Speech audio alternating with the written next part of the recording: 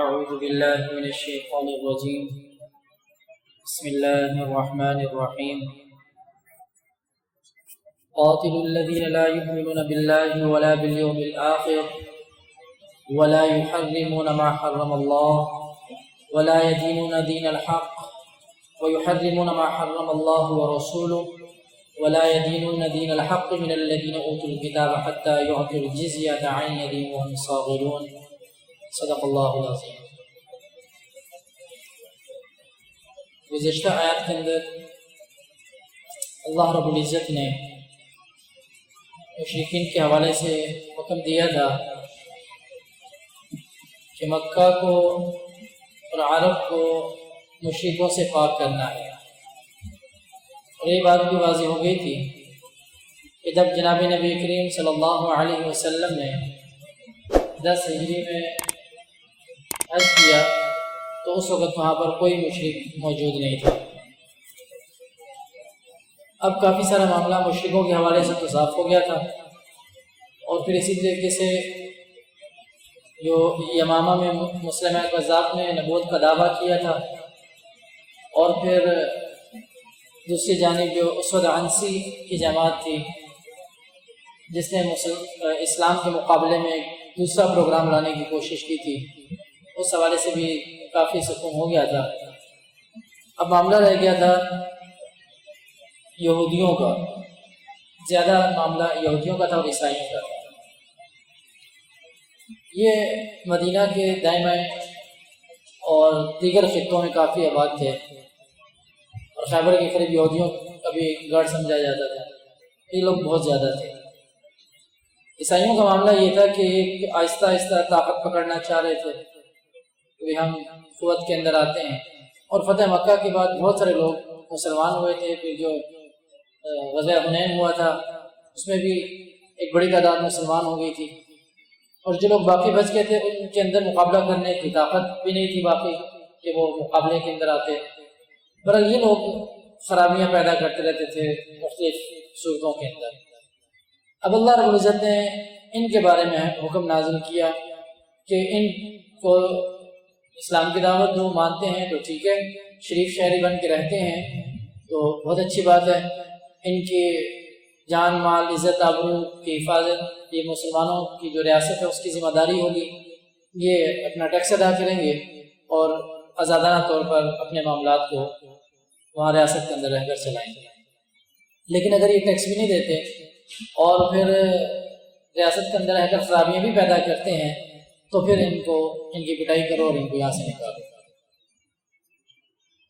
قاتل الذین لا یؤمنون باللہ، لڑو ان لوگوں سے جو ایمان نہیں لاتے اللہ پر.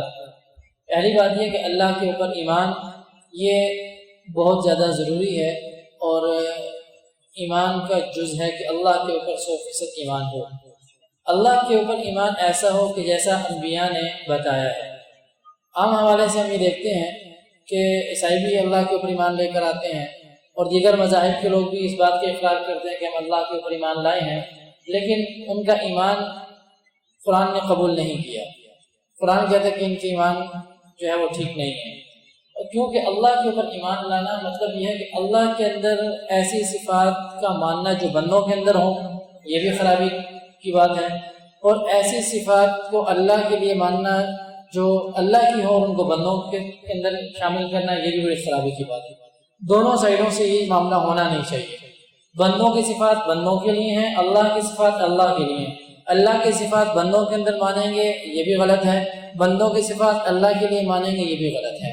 حضور یہی وجہ ہے کہ مسلم شریف کی حدیث میں ہے جناب نبی کریم صلی اللہ علیہ وسلم نے حضرت معاذ بن جبل رضی اللہ تعالیٰ عنہ کو جب یمن کا گورنر بنا کر بھیجا تو آپ نے صلی اللہ علیہ وسلم نے سے فرمایا کہ میں تمہیں ایسے لوگوں کی طرف بھیج رہا ہوں کہ جو اہل کتاب ہیں.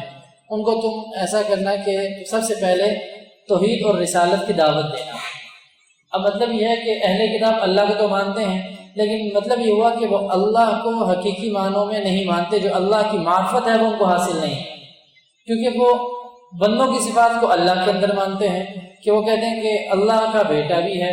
اب بیٹا ہونا یہ بندے کی صفت ہے، بیٹا ہونا اللہ کی صفت نہیں ہے. اب یہ بندوں کی صفت اللہ کے اندر مانتے ہیں، لہٰذا یہ اللہ کے اوپر ایمان تو لاتے ہیں لیکن اللہ کی معرفت ان کو حاصل نہیں ہے۔ وہ ایمان جو اللہ کو مطلوب ہے، وہ ایمان جو انبیاء نے آ کر بتایا ہے، اس ایمان کو یہ تسلیم نہیں کرتے، اس ایمان کو یہ لوگ نہیں مانتے۔ تو فرمایا ان لوگوں پر جا کر تم نے محنت اس بات کی کرنی ہے کہ وہ اللہ کی معرفت کو حاصل کر لیں، جو صفات اللہ کی ہیں انہی صفات کو اللہ کے لیے تسلیم کر لیں، جو صفات بندوں کے لیے ہیں ان صفات کو اللہ کے اندر نہ لے کر جائیں، اور اسی طریقے سے جو صفات اللہ کی ہیں ان صفات کو بندوں کے اندر نہ لے کر آئیں۔ تو پہلی بات یہ ہے کہ ایمان کا سب سے پہلا درجہ یہی ہے کہ یؤمنون باللہ، اللہ کے اوپر ایمان ہو۔ تو فرمایا کہ ان لوگوں کے ساتھ بھی تم نے قتال کرنا ہے، ان لوگوں کے ساتھ بھی تم نے جہاد کرنا ہے کہ لا یؤمنون باللہ، جو اللہ کے اوپر ایمان نہیں لے کر آتے۔ یہ اس صورت میں ہے کہ اس وقت اسلامی ریاست اپنے مضبوط ہو چکی تھی اور بہت اچھے ماحول کے اندر چل رہی تھی۔ اب انہوں نے جب خرابی پیدا کرنے کی کوشش کی، تھوڑی سی گڑبڑ پیدا کرنے کی کوشش کی، اسلام کے مقابلے میں آنے کی کوشش کی اور سر اٹھانے لگے، تو اللہ نے حکم دیا کہ قاتلوا الذین لا یؤمنون باللہ، جہاد کرو ان لوگوں کے ساتھ جو اللہ کے اوپر ایمان نہیں لے کر آتے۔ ولا بالیوم الآخر، اور نہ آخرت کے دن پر، اگر آخرت کے دن کے اوپر ایمان نہیں لے کر آتے تو تب بھی ان کے ساتھ قتال کیا جائے گا۔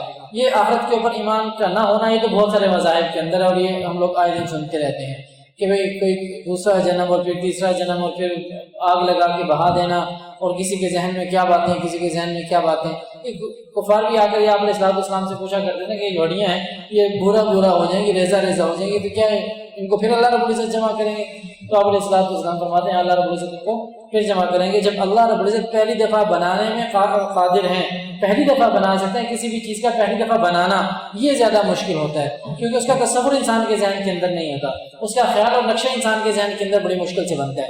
جب پہلی دفعہ بنانے میں اللہ رب العزت کو کوئی دقت اور کوئی مشقت نہیں ہے، وہ کن اور فیکون کے معاملہ ہوتا ہے، بس اللہ کا ایک ارادہ ہوتا ہے تو وہ سب کچھ ہو جاتا ہے۔ تو جب اللہ رب العزت پہلی دفعہ بنانے میں بنا سکتے ہیں پہلی دفعہ، تو بعد میں بنانا تو اللہ رب العزت کی کوئی مشکل ہی نہیں ہے۔ اب وہ نقشہ بھی سامنے آ گیا، جب پہلی دفعہ نہیں ہے تو بعد کی دفعہ کیا مشکل ہوگا۔ تو اس لیے فرمایا کہ جو آخرت کے اوپر ایمان نہیں لے کر آتے، اور آخرت کے اس وقت معاشرے کے اندر برائیوں کی ایک بڑی وجہ آخرت کے اوپر ایمان کا نہ ہونا ہے۔ جب انسان کا آخرت کے اوپر ایمان نہیں ہوگا، لازمی بات یہ ہے کہ وہ کوئی نہ کوئی گناہ کرے گا۔ جب گناہ کرے گا، گناہ کرنے کا مطلب یہ ہے کہ اس کا آخرت کے اوپر ایمان نہیں ہے۔ اللہ رب العزت تو ہر معاملے کی پوچھ ہوگی، اللہ رب العزت کا فیصلہ ہے۔ دنیا کے اندر کیا کر کے اپنا وقت کہاں گزارا، اپنا روپیہ پیسہ کہاں گزارا، اپنی جوانی کہاں گزاری، اپنے دن اور رات کہاں گزارے، یہ صبح و شام کہاں گزرے تمہارے، یہ اللہ نے پوچھنا ہے۔ جب اللہ نے پوچھنا ہے، انسان کے ذہن میں یہ بات ہو کہ میں جو معاملہ کر رہا ہوں یہ اللہ کے ہاں اس کی پوچھ ہوگی، تو کبھی انسان خراب معاملہ نہیں کرے گا، کبھی بددیانتی نہیں کرے گا۔ جب انسان بددیانتی کرتا ہے تو اس کا ایک ہی مطلب یہ ہے کہ اس کا آخرت کے اوپر ایمان کمزور ہوا ہے۔ جب انسان کے ذہن میں یہ ہوگا کہ ہر وقت اللہ مجھے دیکھ رہا ہے اور مجھے اس عمل کا حساب دینا ہے، تو کبھی بھی اس کی زندگی کے اندر کوئی خرابی پیدا نہیں ہوگی۔ اگر خدا نخواستہ کہیں غفلت سے ہو جائے گی تو فوراً اللہ رب العزت کی بارگاہ کے اندر سچی توبہ کرے گا۔ تو فرمایا کہ وہ لوگ بھی جو آخرت کے اوپر ایمان نہیں لاتے ان کے ساتھ بھی قتال ہوگا۔ وَلَا يُحَرِّمُونَ مَا حَرَّمَ اللَّهُ وَرَسُولُهُ، اور نہ حرام جانتے ہیں اس کو جس کو حرام کیا اللہ نے اور اس کے رسول نے۔ تیسری چیز کہ جس کو اللہ نے حرام کیا اور اللہ کے رسول نے حرام کیا اس کو یہ لوگ حرام نہیں جانتے، اور جس کو اللہ نے حلال کیا اور اس کے رسول نے حلال کیا اس کے اندر بھی حرام گڑبڑ کرتے ہیں۔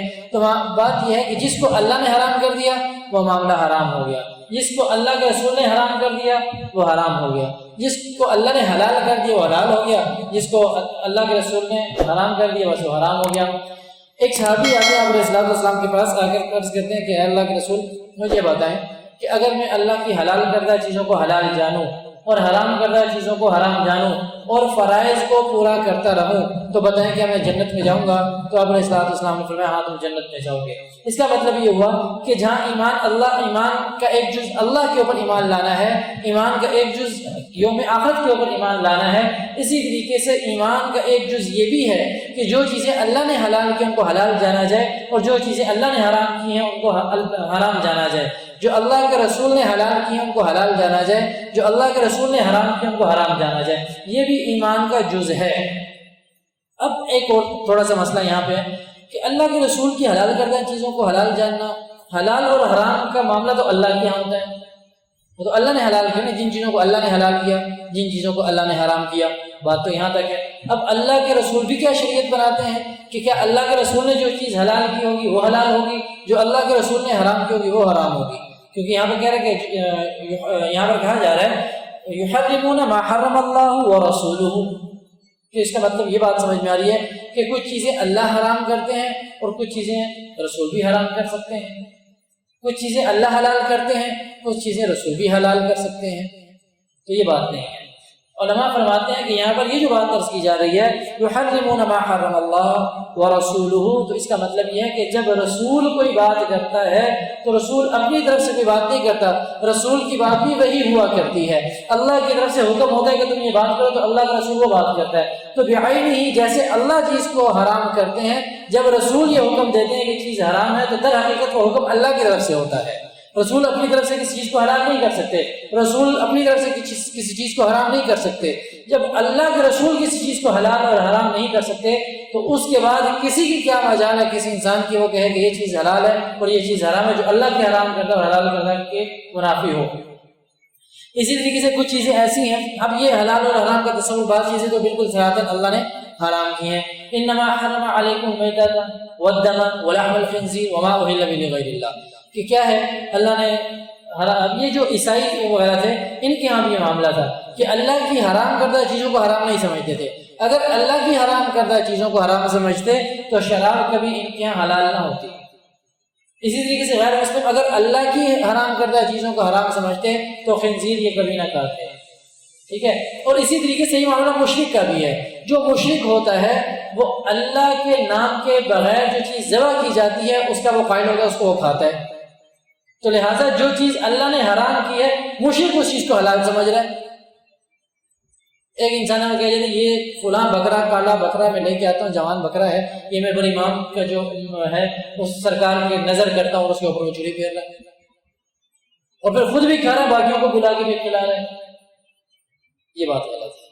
جب اللہ نے حرام کر دیا تو اس کا مطلب یہ ہے اس حرام کو حلال سمجھ کے کر رہا ہے۔ جب اس حرام کو حلال سمجھ کے کر رہا ہے تو اللہ کہتے ہیں ان کا تو ایمان مقابلے قبول نہیں، ایمان دار نہیں ہو سکتے۔ یہ کیسے ایمان دار؟